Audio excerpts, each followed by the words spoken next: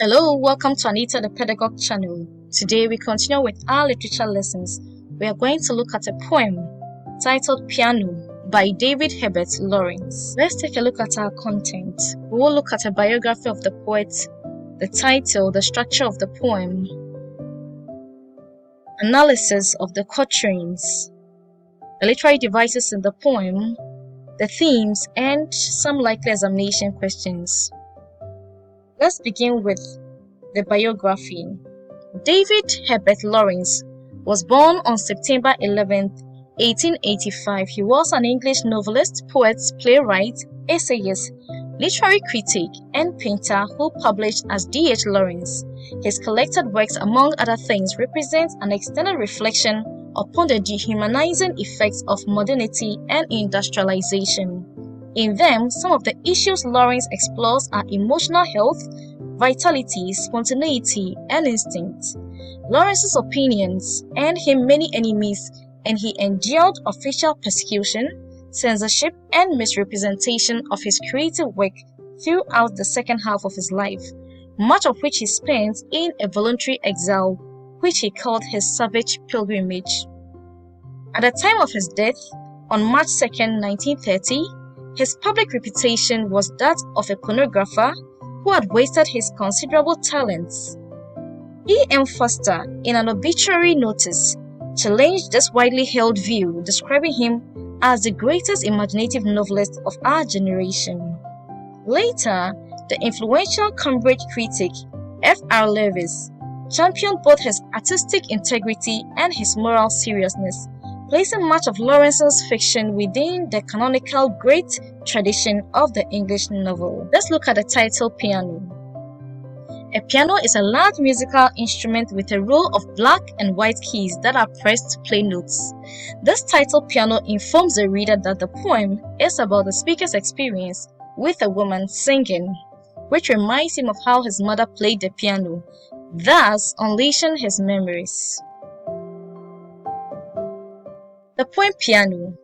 Softly in the dusk, a woman is singing to me, taking me back down the vista of years till I see a child sitting under the piano in the boom of the tinkling strings and pressing the small poised feet of a mother who smiles as she sings.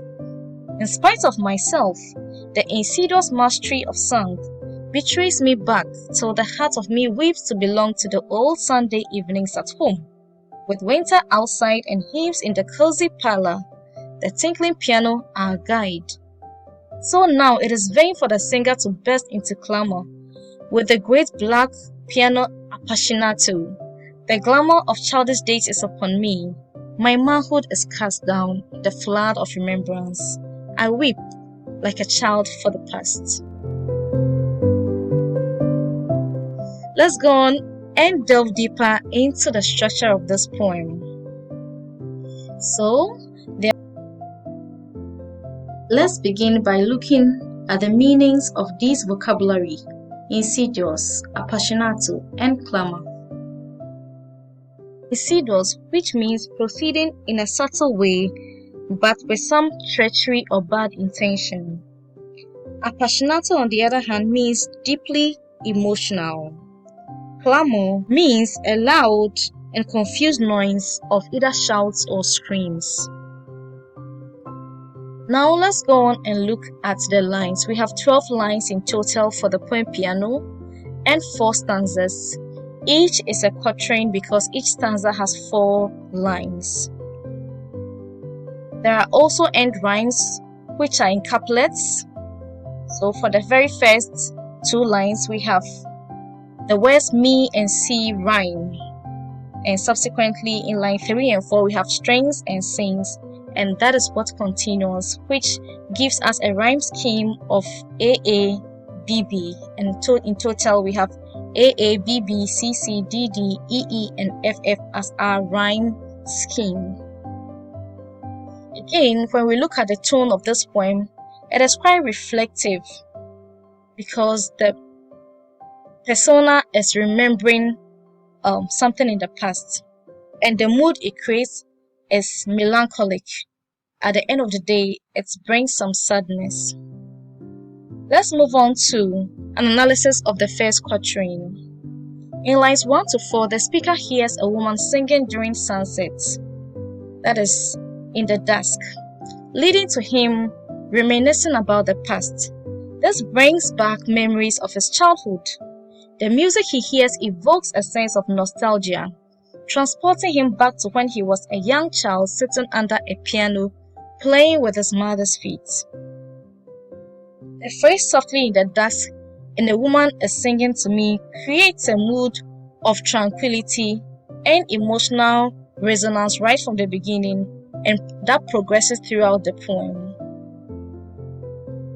A look at the second quatrain in lines 5 to 6 delves further into the emotional impact of the music.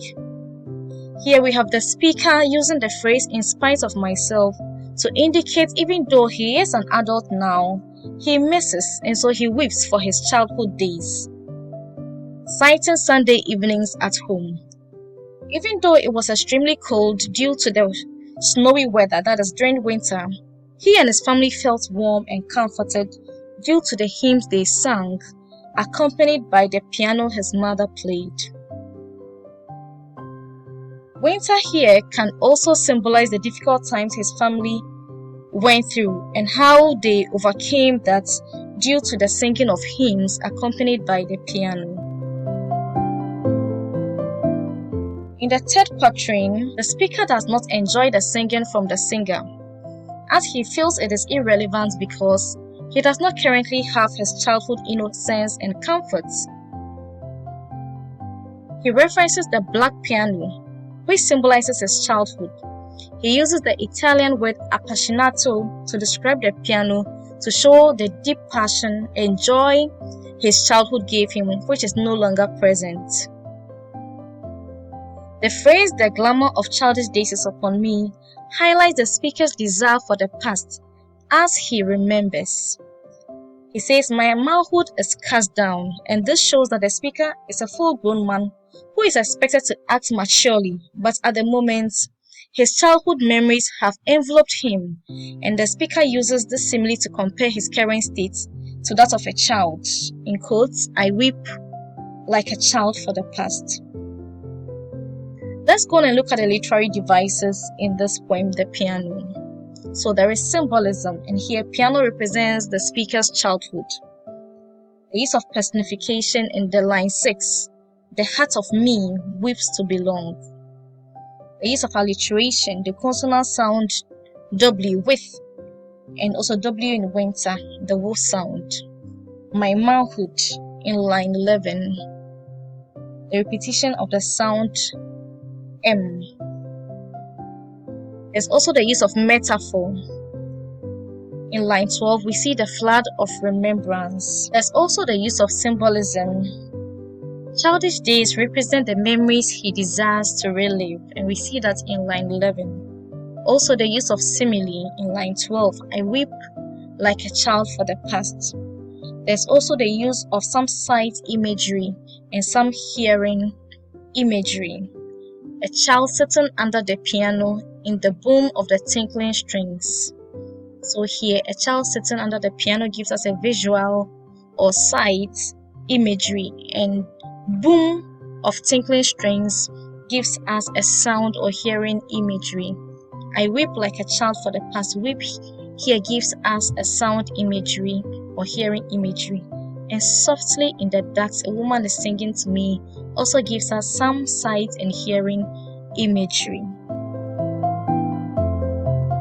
Let's look at enjambment. So you would realize that some of the lines run on when you are reciting it. An example is line 3 to 4. "A child sitting under the piano in the boom of the tinkling strings and pressing the small poised feet of the mother who smiles as she sings." These lines need to be put together and recited or read together without a break. Caesura. This literary device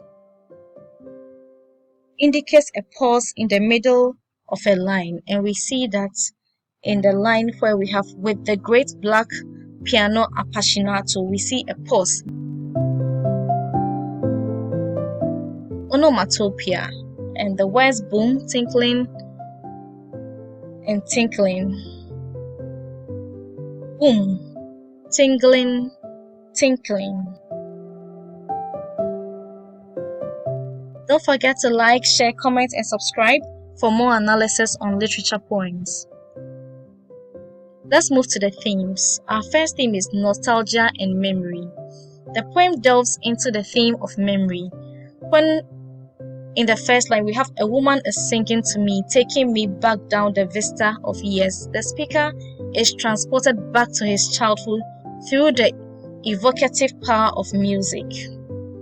The speaker yearns for the past and experiences a sense of loss for childhood's simplicity and innocence. The piano music becomes a poignant symbol of the speaker's longing for the bygone days, creating a sad and reflective atmosphere. The piano music triggers a flood of memories, and the speaker becomes immersed in the emotions and experiences of his past. He weeps because he has missed his childhood due to the responsibilities and expectations that come with adulthood. So that's where we have the nostalgia. And this theme highlights music's profound impact in eliciting memories, bringing up memories, and creating a longing for the innocence of his childhood days. In contemporary times, this poem celebrates the good old days in spite of its disadvantages. Let's look at our next theme, emotional resonance. The intensity of the speaker's feelings is as palpable as the music. The piano becomes a vessel for the speaker's inner world, reflecting the depth of his emotional response, which includes getting him to become melancholic, leading to the heart of me weeps to belong to the old Sunday evenings at home, and I weep like a child for the past. So we see the speaker showing a lot of emotions, and these profound emotions shows the connection between music and human beings. Everybody has that one thing that triggers their emotions and sets them out to have good or bad memories.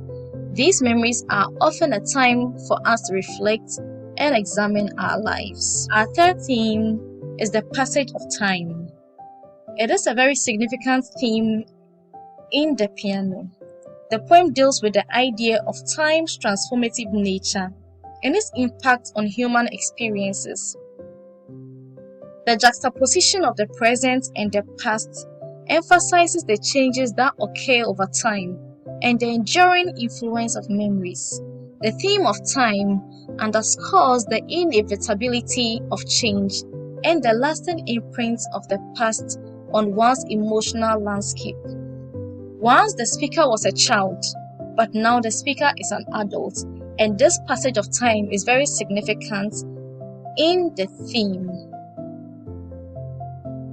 These themes intertwine to create a rich tapestry of emotions and reflections, inviting readers to contemplate the profound impact of music, memory, and the passage of time on the human experience. Let's look at some likely examination questions. What is the structure of the poem Piano? What role does music play in evoking the speaker's memories in piano? Discuss the significance of the piano as a symbol in the poem. How does the poem Piano explore the theme of emotional resonance through music? In what ways does D.H. Lawrence convey the theme of longing and loss in the poem Piano? Analyze the portrayal of the passage of time and its impact on the speaker's emotions in the piano. Discuss the use of imagery and sensory details in piano to convey the speaker's emotions. How does the structure and rhythm of the poem Piano contribute to the speaker's mood and tone? Discuss the poem's use of language and tone. In what ways does piano capture the universal experience of yearning for the past and the emotional weight of nostalgia? This brings us to the end of our analysis on the poem Piano.